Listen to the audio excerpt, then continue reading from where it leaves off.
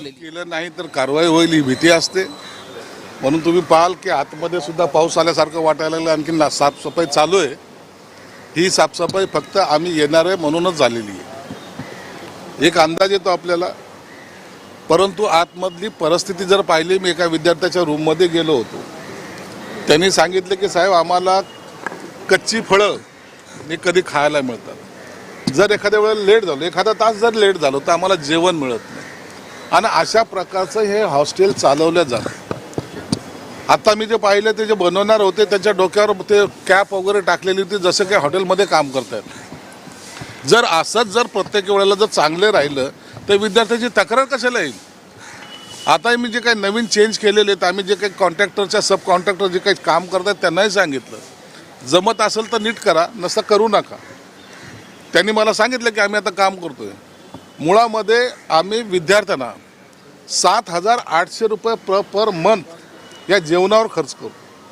मग एवढा खर्च केल्यानंतर जर ॲव्हरेज पाहिला तर विद्यार्थ्याला चांगलं जेवण मिळणं ही आमची अपेक्षा आहे. सामाजिक न्याय विभागाच्या मार्फत जेव्हा हॉस्टेल चालवलं जातात त्या टायमाला विद्यार्थ्यावर आम्ही उपकार करत नाही, तर ही आमची बांधिलकी आहे. आणि या बांधिलकीच्या नुसार आम्ही हे हॉस्टेल चालवत असतो. एक महिन्याभरामध्ये हे हॉस्टेलसुद्धा पडणारं हे याला शिफ्ट करतो आहे, पलीकडचंही शिफ्ट करतो आहे. या शिफ्टिंगच्या प्रोसेस आमच्या सुरू आहेत. चांगल्या ठिकाणी हे विद्यार्थी जावं ही आमची अपेक्षासुद्धा आहे. परंतु विद्यार्थ्याने ज्या काही तक्रारी केल्या मी तुमच्या चॅनलच्या माध्यमातून सुद्धा पाहिल्या, इतक्या भयानक होतं. ते चित्र पाहूनसुद्धा आम्हालासुद्धा अस्वस्थ झालं होतं की नेमकं विद्यार्थ्यांना आपण काय करतो, त्यांच्यावर शिक्षा देतोय त्यांना का त्यांना सांभाळतोय. आणि म्हणून आज प्रधान सचिव असेल, मी असेल, आमचे अधिकारी असेल, आम्ही सर्वजण या ठिकाणी व्हिजिट करायला आलेलो आहे. मागच्या वेळेला सुद्धा आम्ही दोघांनी एक व्हिजिट इथे केली होती. मुलीला काही लॅपटॉप कॅम्प्युटर काही आम्ही दिलेही होते. परंतु ही सुधारणा फक्त आम्ही पैसे दिल्यामुळेच होते अशातला भाग नाही, तर त्या ठिकाणचा असलेला जो काही ठेकेदार आहे त्याचं दुर्लक्षामुळं हे सगळं प्रकार उद्भवतात आणि त्याचं बदनामी ही खात्याची होते. म्हणून प्रधान सचिवांना सुद्धा मी त्यासाठीच आणलं की तातडीने जेवढी कडक कारवाई करता येईल तेवढी करा. परंतु याच्यामध्ये पैसे देऊन बदनाम होणं जर असं होतं असेल तर हे प्रकार बरोबर नाही. मी तुम्हाला माध्यमातून आज ही जी काही व्हिजिट केलेली मला वाटतं इथं बदल येईल.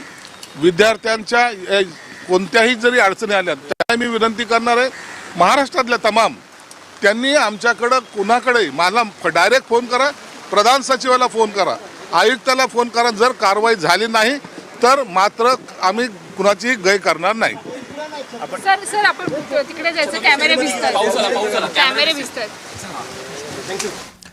तर मुंबईतल्या वसतिगृहांची शिरसाटांनी पाहणी केलेली आहे. विद्यार्थ्यांना चांगल्या दर्जाचं जेवण मिळालंच पाहिजे, त्यासाठी सरकार पैसे खर्च करतं. त्यांनी आता कंत्राटदारांवर देखील ताशेरे ओढलेले आहेत आणि कठोर कारवाईचा इशारा सुद्धा मंत्री शिरसाट यांनी कंत्राटदारांना दिलेला आहे.